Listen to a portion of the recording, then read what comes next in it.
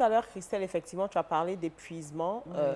Et tout à l'heure, je lui ai posé la question de savoir si voir un psychologue pouvait était tabou pour la notre conception voilà la de conception. C'était pour en venir un peu à notre sujet du jour. Les femmes aujourd'hui travaillent, les femmes ont des enfants, les femmes sont dans des foyers. Elle le disait tout à l'heure, les femmes ont fait beaucoup de choses en même temps et tout. Et il y a même une publicité qui passe sur une chaîne de télévision où on dit, voilà, madame a la possibilité de tout faire, mais pas les hommes. Donc, on a cette capacité-là. Mais aujourd'hui, on a honte des fois de se sentir fatigué ou de se sentir épuisé. On a l'impression qu'on n'a pas le droit. Et c'est à cette sonnette d'alarme-là qu'on tire pour dire, non, si je ne me sens pas bien, si je me sens fatiguée, je me sens épuisée, j'ai le droit, en tant que personne humaine, de me sentir fatiguée, avoir des blocages, mais me faire aider s'il faut, aller discuter de ça où il faut, avec les personnes qu'il faut. Et puis, ce n'est pas une honte. Pendant l'accouchement, on dit une femme ne pleure. Quoi, ne pleure pas, ne crie pas. Une femme ne doit pas. Une femme. Ne doit pas. Si on en parle aujourd'hui, c'est parce que ça nous revient. Et pour être bien avec l'autre, il faut être bien d'abord avec soi. Pour parler de sexualité, pour parler d'amour du prochain, si on ne s'aime pas soi-même, il est difficile de pouvoir aimer ou même de pouvoir donner. Donc, tout le travail qui est fait, c'est pour dire qu'on est femme, c'est vrai. On a la force, on a le pouvoir, on a la gestion, on a beaucoup d'avantages. Mais quand on ne se sent pas bien, on a le droit, pour ne pas que ça puisse influer sur votre vie de couple, sur vos relations même avec vos enfants.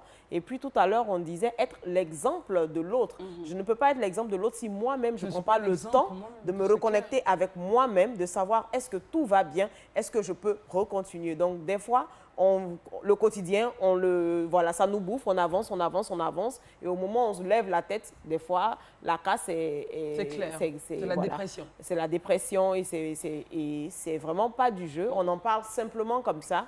Aujourd'hui, moi, je suis vraiment celle-là qui fait la promotion des psychologues, des thérapeutes, parce qu'en tant nous, dans le coaching, on envoie beaucoup de personnes, des fois, vers ces personnes parce que c'est mal connu et vraiment...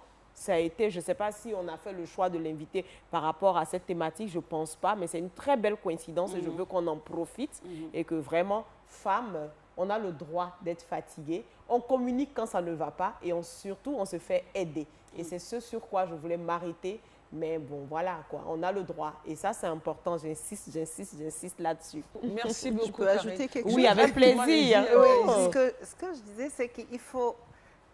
ça part de beaucoup plus loin. C'est-à-dire qu'il faut déjà éduquer les filles, les hommes aussi, éduquer les filles en leur disant qu'elles ont le droit de se reposer. Parce que ce n'est pas évident. Parce qu'au village, quand une fille s'assoit, on dit non, c'est une paresseuse. Il faut déjà leur dire qu'elles ont le droit de se reposer et il faut qu'elles anticipent. Il faut éduquer, ne pas attendre d'être fatigué. Il faut éduquer les enfants à être un peu plus autonomes et à ne pas, pour que vous ne soyez pas tout le temps derrière eux. Il faut éduquer le mari, parce qu'il faut les éduquer, à participer d'une certaine façon aux activités, etc. Et de façon à ce que si on anticipe, on aura moins l'occasion d'être fatigué. Et on pourra plus facilement parler de sa fatigue. Donc, c'est important de diffuser effectivement le message parce que les femmes ont l'impression d'être toutes seules à se sentir fatiguées. Alors que la voisine aussi est dans la même situation. Donc, il faut une stratégie à faire. Voilà, une stratégie, comme on a dit ici, le marketing, c'est l'anticipation. Il faut anticiper. Et c'est clair que sur la plateforme Facebook, on aura l'occasion de tirer parce que c'est une thématique qui nous concerne. Là, je me retiens. Voilà, parce qu'on n'a pas beaucoup de temps, donc on est obligé de résumer. Il n'y a pas de problème. Je me retiens parce que si je commence, c'est pas... D'accord.